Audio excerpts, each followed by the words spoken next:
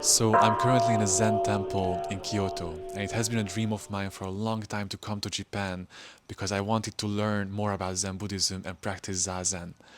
But this task is turning out to be way more difficult than I imagined, as it is very hard to get into a retreat, and it's even harder to get into a monastery without speaking any Japanese. So this is the best I could get coming here to Japan to learn more about Zen. I'm staying in a temple. There are no practices. I can still join the monks in the morning for chanting, but other than that, I don't have much access to the monks' lives. I don't really mind it though, because I'm so fulfilled just being in a place that was built in the spirit of Zen that I feel like I already learned more being here than what I knew before.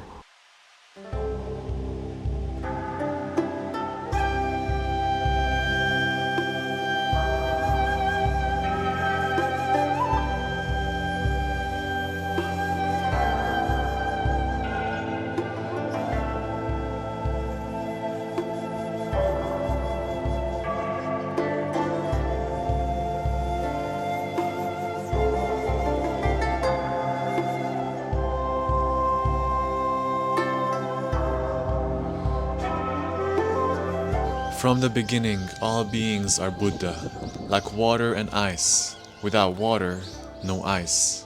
Outside us, no Buddhas. How near the truth, yet how far we seek. Like one in water, crying, I thirst. Like a son of rich birth, wandering poor on this earth. These lines were from Hokwin's song in praise of Zazen. And in these lines, he outlines the main principle of Zen Buddhism, which is our Buddha nature.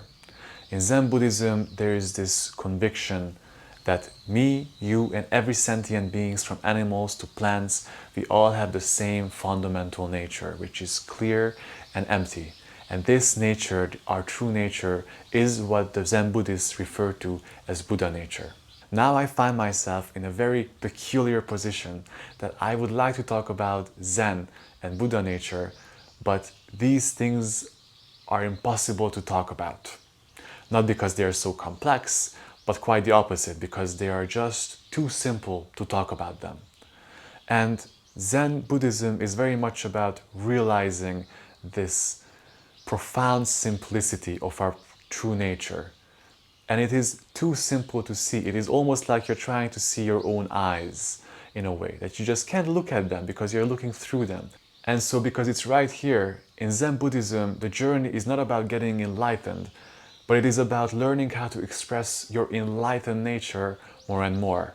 It is not about becoming the Buddha, but simply realizing that you are the Buddha, and just stop being ignorant of your true nature. But that brings up the question, what makes us ignorant of our true nature? In the Shinsen Ming, the Heart Mind Sutra, it is written, the great way, meaning the way to enlightenment, is not difficult for those not attached to preferences.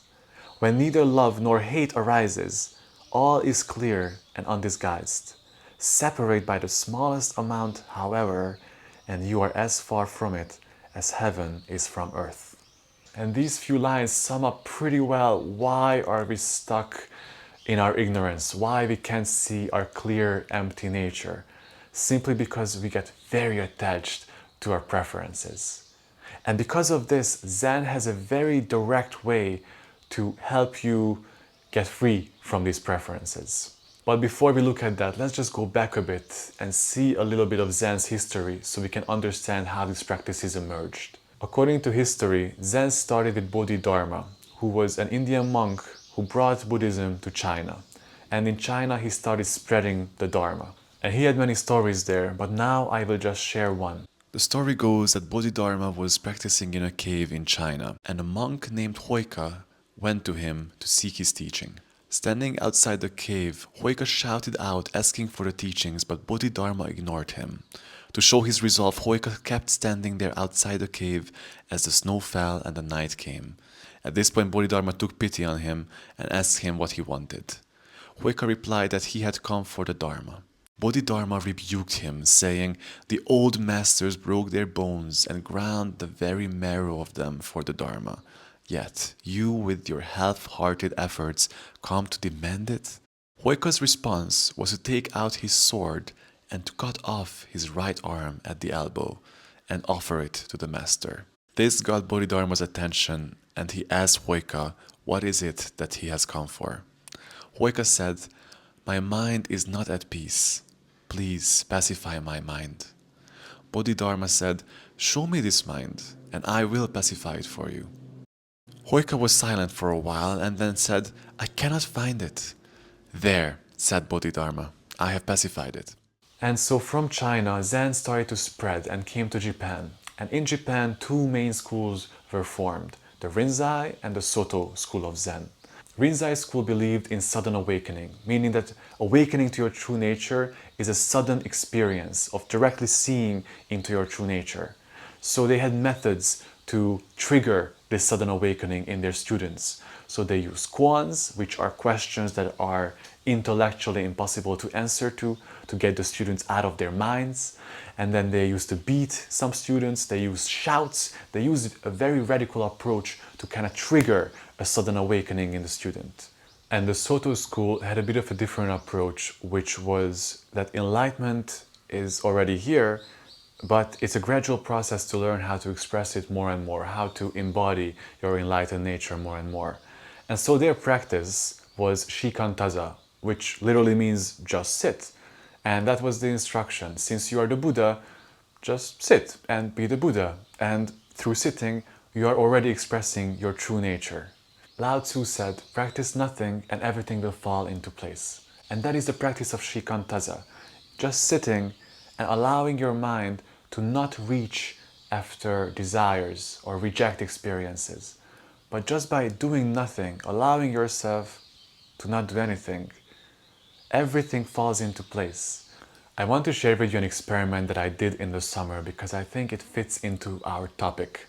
In the summer, I was working at this place and I was surrounded by people who were not interested in spirituality or the Dharma. But still, I wanted to find a way to connect with them on a deeper level. And so I started investigating what could be a common point where we could all meet, but still meet in a deeper place than just superficial conversations. How could we kind of connect to the Dharma without talking about it? And I found that the language that is kind of connecting everybody that is not using words is beauty. And I found that beauty is something that everybody very easily understands intuitively. I want to tell you the example when I realized this and what I mean by beauty. What happened is that we were working in this restaurant and everything was really busy, everybody was running around, and one of my coworkers asked me if I can give her scissors because they were right next to me. And the moment I reached for the scissors, what happened is that because I'm practicing meditation, I just found myself in a very deep state of awareness. Just as I was reaching, it came in and I just found myself very, very aware and present. And with that presence and awareness, I grabbed the scissors and I gave them to her. And it was interesting that in the middle of the busy restaurant, she paused and said, "Huh, you gave that to me really nicely." And I was blown away that she was able to somehow recognize something. Maybe just the way I gave it to her, there was a beauty in it that was brought there by the awareness that was present. And she, even though she's not Buddhist or not practicing, she was able to acknowledge something and appreciate something there. And I think this common language that we have, that if we do things with awareness and with attention, it really shows, even without any philosophy behind it. And now I'm here in Japan, which everybody loves for some reason. Oh, it's the most touristy place on earth and everybody comes here. But it's not so special. You know, the architecture is nice, but there's other architecture just like this, like in the neighboring countries. But there's still some kind of magic that draws people. And I'm starting to think that it might be that Zen Buddhism has been so ingrained and has so deeply affected the culture in Japan over the centuries that simply people here do things a bit differently. Because they have been living with Zen Buddhist principles for so long, they understand, maybe on an intuitive level, the importance of doing things with awareness and attention. And simply the way they close a door, they pour tea, the way they make food, the way they walk on the street, the way they have interactions with each other. There's a certain attention there that is lacking in many other countries. And here is just kind of part of the culture. And I think that beauty is what is drawing people, and it's a common language that we all understand somehow on an intuitive level. And this beauty only comes from awareness, just our true nature. That if our nature, which is awareness, is present as we do things in life, the things that we do will have a certain beauty about them that will help and benefit others, and others will recognize that beauty and somehow able to find it in themselves as well. And this is the core of Zen, how we can express our enlightened nature. It's not about getting enlightened, it's not about becoming the Buddha, but simply literally spreading beauty in the world by the act of doing things out of a place of attention and awareness. And that's it. Simple. I said it in the beginning, it's going to be simple. It is simple.